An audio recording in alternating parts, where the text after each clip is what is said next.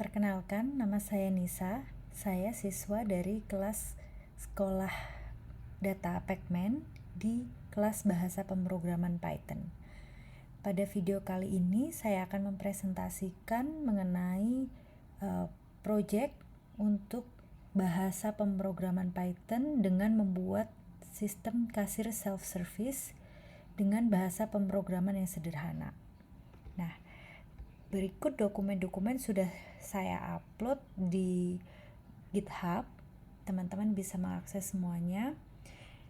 Selanjutnya di GitHub ini saya jelaskan backgroundnya, yaitu Andi ingin membuat sistem kasir self-service di supermarket miliknya, sehingga customer bisa langsung memasukkan nama barang yang dibeli, jumlah, harga, total harga, hingga kemungkinan mendapatkan diskon. Nah, di sini ada beberapa feature requirements yang dibutuhkan, mulai dari membuat ID, setelah itu memasukkan item yang diberi nama, jumlah, dan harga, hingga melakukan proses pembayaran. Nah, untuk fungsi-fungsi utama yang digunakan adalah input atau menambahkan item, pengulangan, branching, printing, hingga perhitungan. Secara detailnya akan kita bahas di flowchart super cashier. Nah, di flowchart ini alurnya yaitu customer akan membuat ID member supermarketnya atau memasukkan namanya. Kemudian customer akan memasukkan kode sesuai daftar barang yang tersedia. Setelah itu setelah memasukkan, customer akan selesai berbelanja dan akan cek belanjaan. Nah, dari belanjaan tersebut akan mengeluarkan output berupa tabel, dan customer diminta untuk mengecek ulang belanjaan mereka gitu.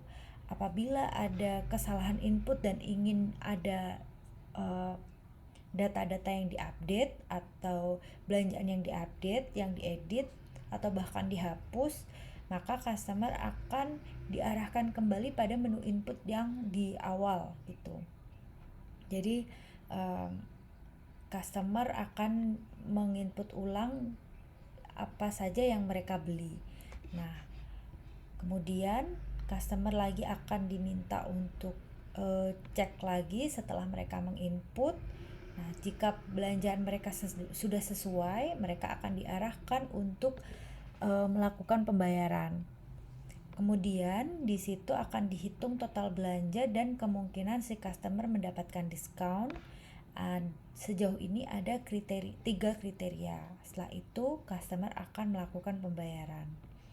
Nah, untuk kodenya yang dibuat adalah yang pertama untuk memasukkan kode ID customer gitu.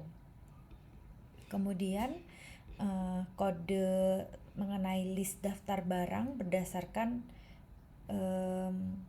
harga dan kode barangnya gitu. Jadi di list itu ada kode barang, kemudian nama barang dan harga satuannya. Setelah itu customer dapat menginput belanjaan mereka berdasarkan kodenya, kode barang. Setelah itu nanti akan muncul bentuk daftar belanjaan mereka dalam bentuk tabel, yaitu nomor, kemudian nama barang, harga satuan, quantity atau jumlah barang yang dibeli, dan subtotalnya. Nah, setelah dari sini customer akan diminta untuk apakah mereka akan mengubah transaksinya. Kita buat kode itu. Kemudian setelah itu apabila customer menjawab Y atau ya, maka mereka akan diarahkan lagi ke menu yang awal gitu untuk memasukkan jumlah barangnya lagi. Tetapi apabila menjawab tidak, maka mereka akan diarahkan ke proses pembayaran gitu. Dan proses pembayaran itu salah satunya adalah perhitungan perolehan diskon. Apabila customer membeli barang dengan harga antara 200.000 hingga 300.000, maka akan mendapatkan diskon hingga 5%. Apabila pembeliannya 300.000 hingga 500.000, maka akan mendapatkan diskon 8%. Dan apabila pembeliannya di atas 500.000, maka diskon yang diterima adalah 10%.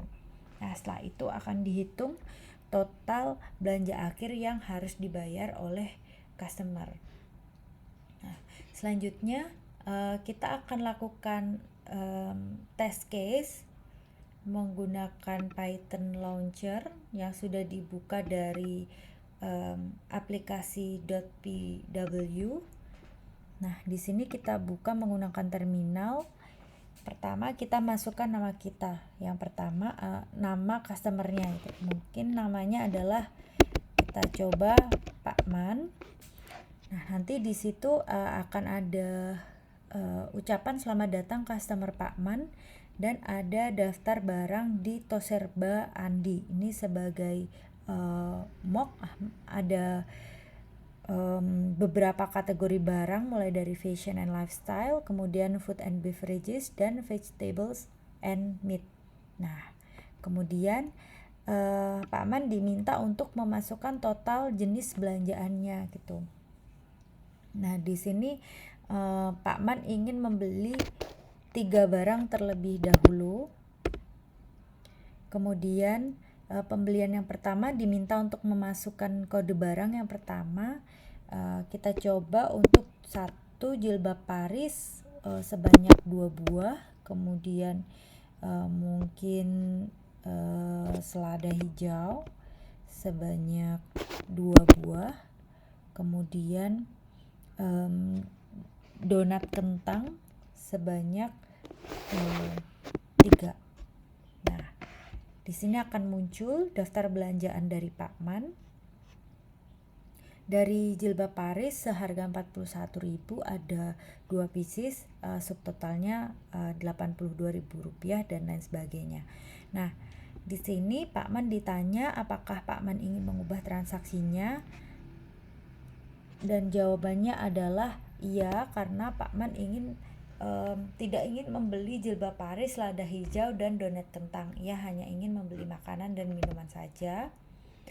Nah, di sini dikembalikan ke menu yang awal gitu. Jadi akan muncul lagi menu daftar barang tadi, dan kita diminta untuk menginput yang dari awal.